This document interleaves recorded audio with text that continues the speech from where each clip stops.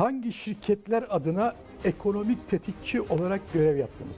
Well, I really worked for one company, Charles T. Main, which was a consulting firm in Boston.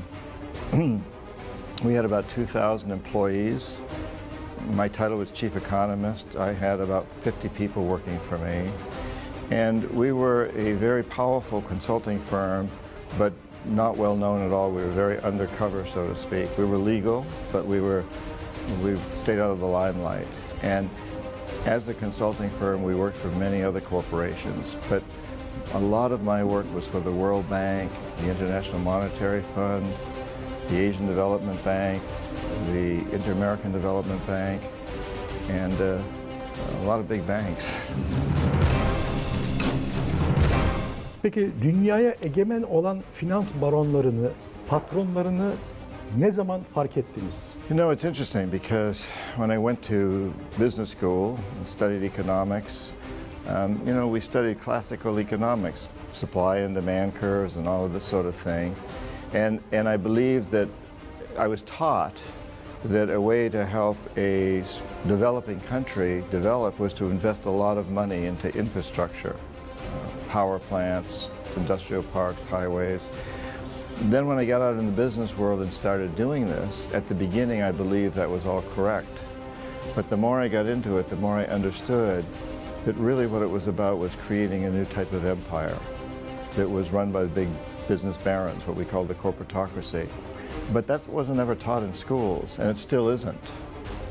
I had to learn that from personal experience, so I did it as I was on the job. I began to understand that these loans that we were making to these countries really weren't helping the countries at all.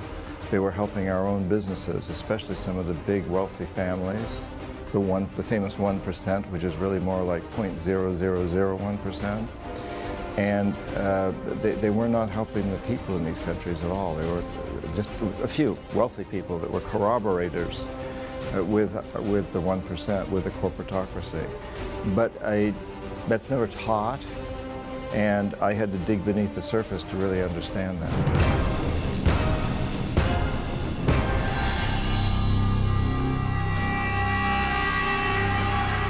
Büyük Britanya Finans İmparatorluğu için ne düşünüyorsunuz?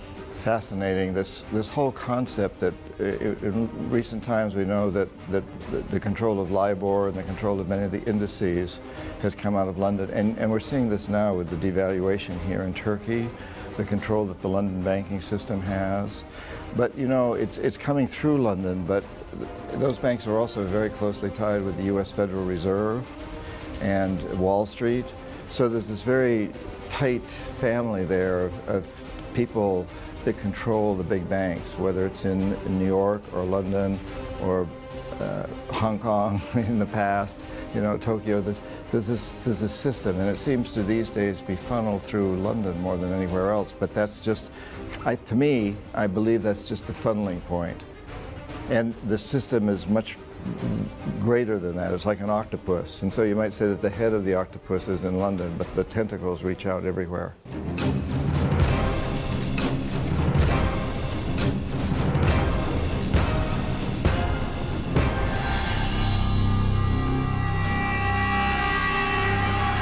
İngiltere eski başbakanı Tony Blair neden ben Katolik oldum dedikten sonra istifa etti? Orada bir mesaj mı vardı?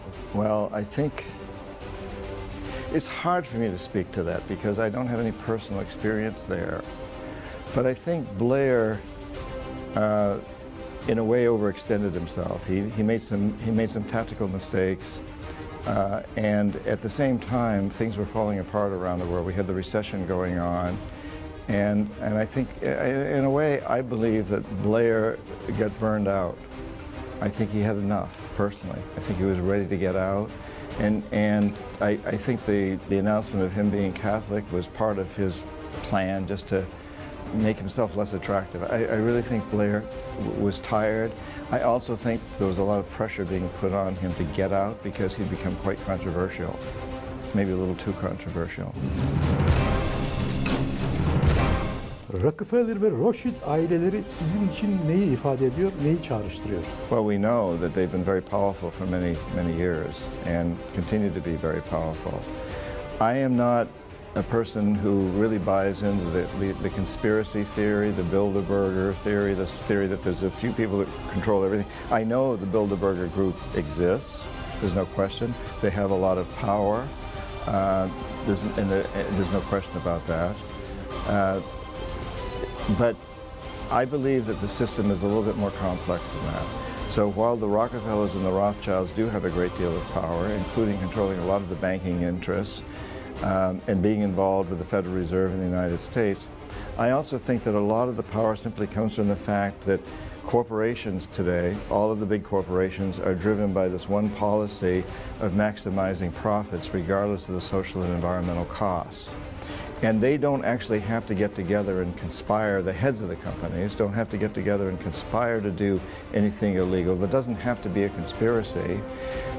But what happens when any law is threatened to be passed in any powerful country, or in any country for that matter, the corporations come together. So Nike and Reebok may compete for our dollars in the store, but if there's a law that comes up, whether it's in Turkey or in the United States, that threatens their ability to maximize profits, they become partners.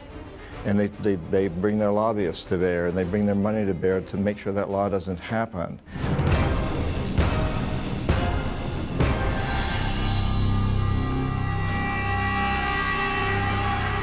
Also, we might say that Chevron and Exxon or Shell compete for to sell you gas at the gas pump. But if there's a law that's threatening their profits anywhere in the world, they'll all come together and organize. And I think it's very interesting, in the United States in the last few years, we've had what we call stalemate in Congress, where Congress can't vote on anything. That's intentional. So the big corporations and the corporatocracy finance both the Republicans and the Democrats. And they tell the Democrats to vote yes on a certain bill, and they tell the Republicans to vote no, knowing that if they do that, there will be no passage of any new laws. The existing laws favor the corporatocracy, so to a certain degree, the stonewalling, the stopping any passage in Congress of any progressive laws works to their advantage. They want that to happen.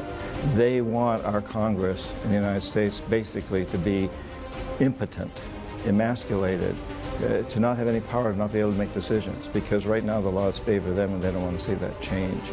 And go on further to say, I think we're seeing something similar in Europe, that the big corporations do not want a strong European Union. They do not want a strong European Union.